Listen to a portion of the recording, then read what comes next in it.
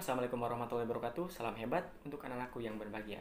Di sini, Bapak akan menjelaskan profil pelajar Pancasila yang pertama, yaitu beriman bertakwa kepada Tuhan Yang Maha Esa dan berakhlak mulia.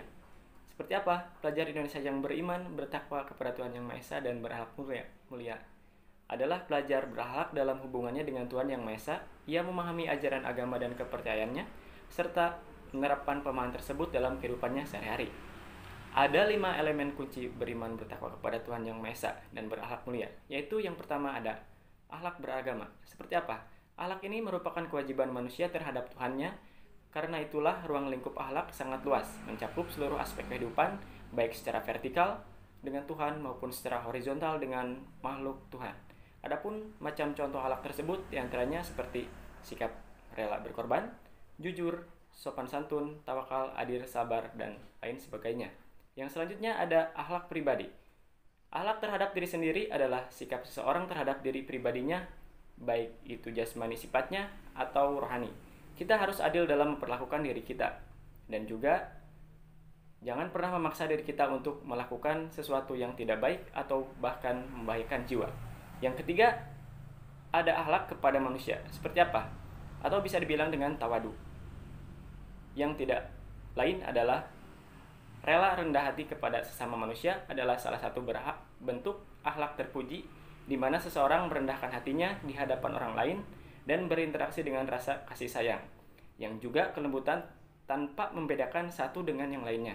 Yang selanjutnya ada akhlak kepada alam. Seperti apa? Akhlak kepada alam berarti tingkah laku kita pada lingkungan sekitar. Bagaimana kita menjaga apa yang ada di sekitar kita, baik berupa hewan, tumbuh-tumbuhan, gunung, sungai, dan lain sebagainya. Dan yang terakhir, ada akhlak bernegara. Seperti apa?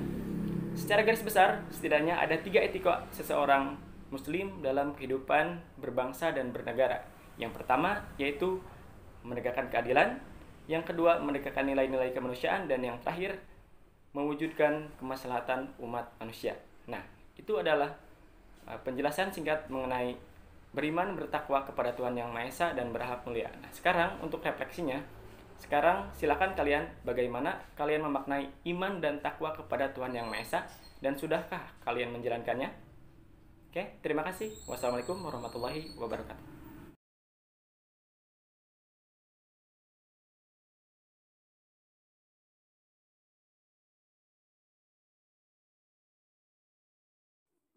Assalamualaikum warahmatullahi wabarakatuh. Salam hebat untuk anak-anakku yang berbahagia. Pada kesempatan ini, Ibu akan menjelaskan mengenai penguatan profil pelajar Pancasila, yaitu dimensi berkebinekaan global.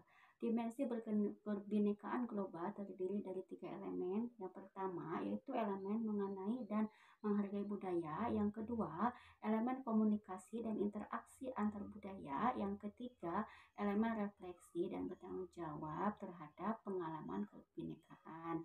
Yang keempat, elemen keadilan sosial. Nah, anak-anakku yang hebat, sekarang Ibu ingin tahu, coba kalian refleksikan diri kalian tentang dimensi berkebinekaan global melalui pertanyaan refleksi berikut ini. Refleksi kebinekaan global, pertanyaannya yang pertama yaitu kebiasaan apa yang sudah membudayanya di lingkungan sekitar di mana kalian tinggal. Yang kedua, apakah kalian pernah terlibat dalam kebiasaan itu? Nah, itu pertanyaan refleksi yang Ibu berikan kepada kalian. Ibu tunggu ya jawaban refleksi dari kalian. Terima kasih. Assalamualaikum warahmatullahi taala wabarakatuh.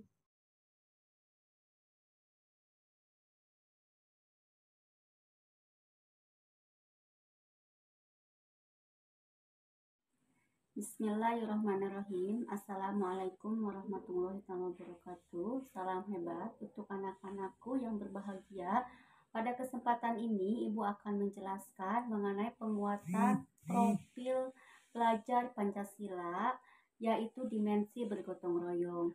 Sejauh mana kalian mengetahui dimensi dari bergotong royong, anak-anakku yang hebat, kita juga akan mengenai 3 elemen kunci dari dimensi bergotong royong, yaitu Yang pertama, dimensi elemen kolaborasi. Yang kedua, yaitu elemen kepedulian. Yang ketiga, elemen berbagi. Anak-anakku yang hebat, sekarang Ibu akan menjelaskan ketiga elemen dari dimensi gotong royong. Yang pertama, yaitu elemen kolaborasi. Apa yang dimaksud dengan elemen kolaborasi? Yaitu adalah bersama-sama merencanakan tujuan dan berusaha menciptakannya dengan saling memberi dukungan positif, saling berhubungan, dan terkoordinasi. Yang kedua, dari dimensi gotong royong yaitu kepedulian.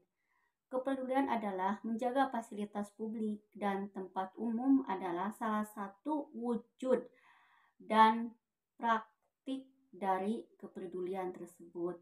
Yang ketiga yaitu dimensi gotong royong itu yaitu elemen berbagi. Elemen berbagi itu tidak selalu bersifat materi tetapi juga dapat berupa waktu, jasa, hingga kesepakatan.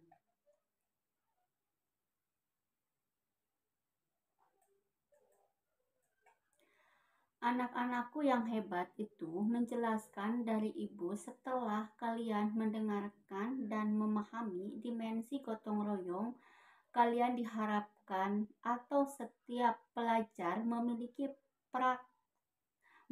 karakter yang berkolaboratif, empirik, dan peka. Nah, anak-anakku yang hebat, sekarang Ibu ingin tahu, coba kalian refleksikan dari kalian tentang dimensi gotong royong melalui pertanyaan refleksi berikut ini. Yang pertama, apa pengalaman bergotong royong kalian yang paling berkesan? Yang kedua, apa pengalaman gotong royong?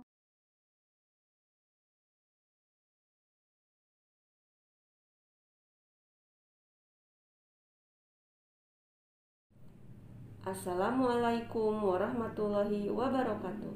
Salam hebat untuk anak-anakku yang berbahagia. Pada kesempatan ini, Ibu akan menjelaskan mengenai penguatan profil pelajar Pancasila, yaitu dimensi mandiri. Sejauh mana kalian mengetahui definisi dari kata mandiri?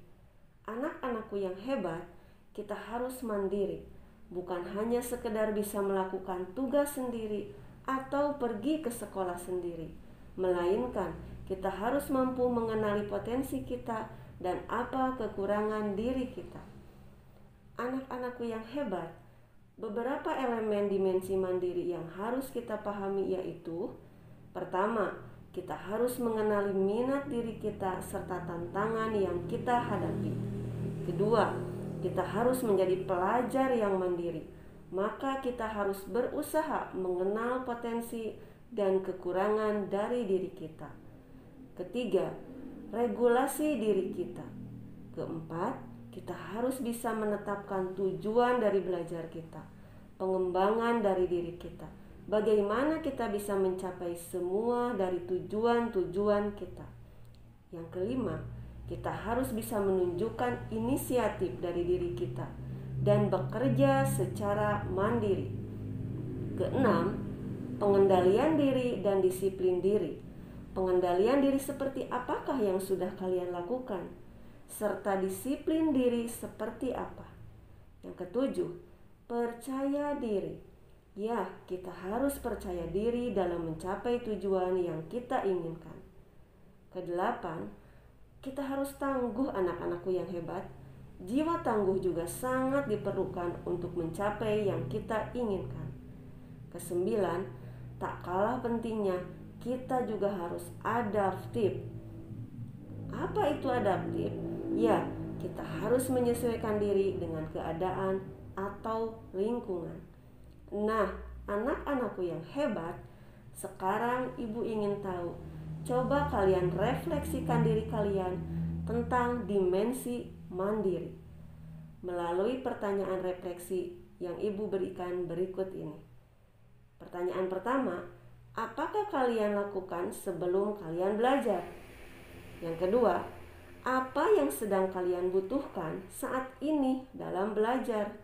Kemudian, yang ketiga, apa kata-kata yang membuat kalian memacu dalam semangat kalian belajar?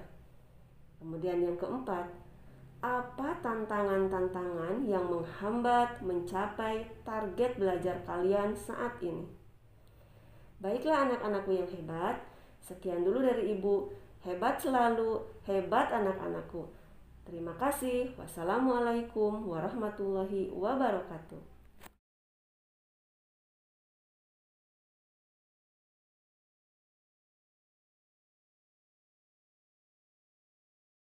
Bismillahirrahmanirrahim. Assalamualaikum warahmatullahi wabarakatuh.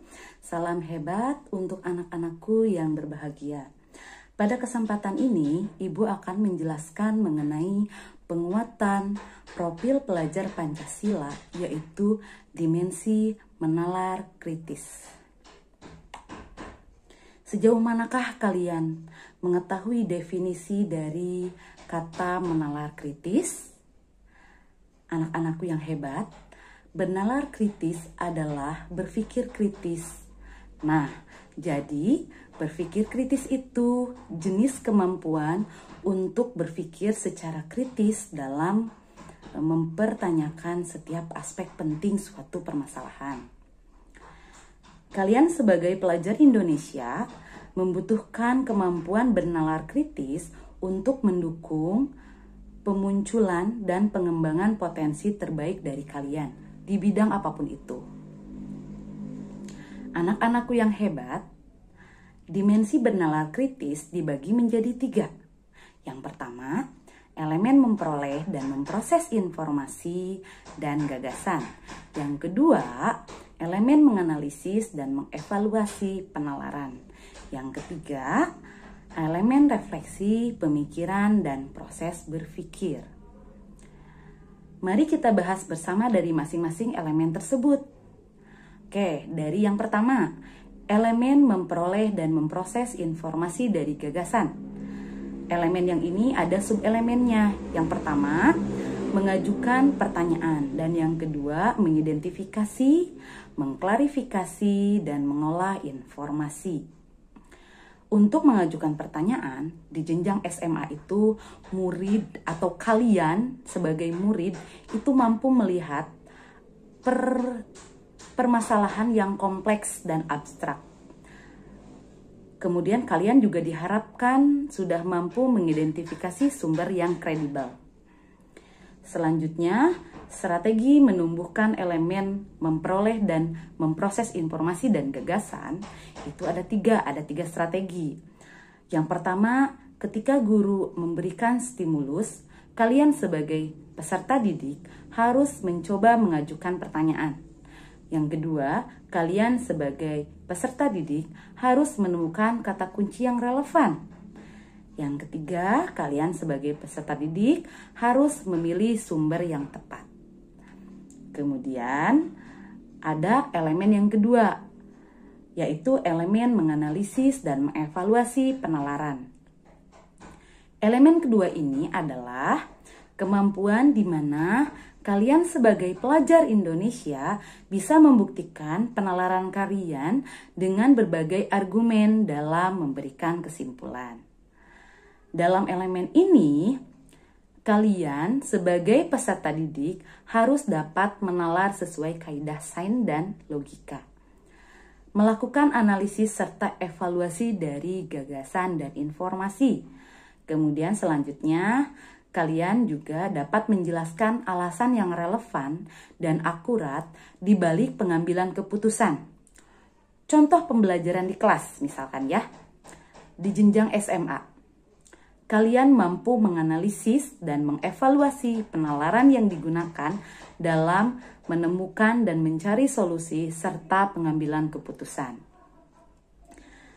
Elemen yang terakhir adalah elemen refleksi, pemikiran, dan proses berpikir.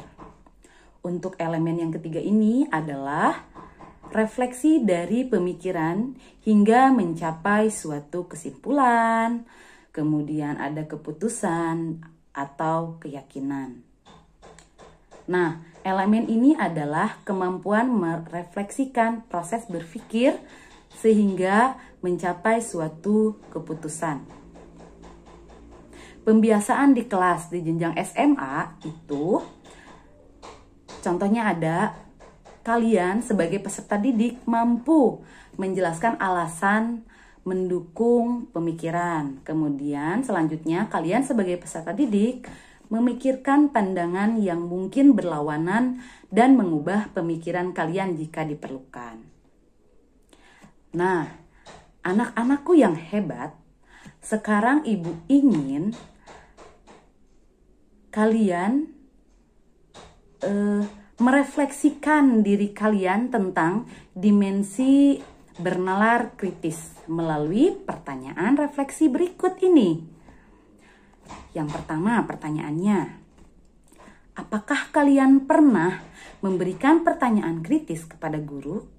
Jika pernah, pertanyaan seperti apa yang pernah kalian ajukan kepada guru? Yang kedua, adakah hambatan ketika kalian akan memberikan pertanyaan kepada guru, pertanyaan kritis kepada guru? Ceritakan pengalaman kalian tersebut. Baik, anak-anak ibu yang hebat, sekian penjelasan dari ibu mengenai dimensi bernalar kritis. Semangat belajar terus untuk kalian semua. Sampai bertemu di lain waktu. Wassalamualaikum warahmatullahi wabarakatuh.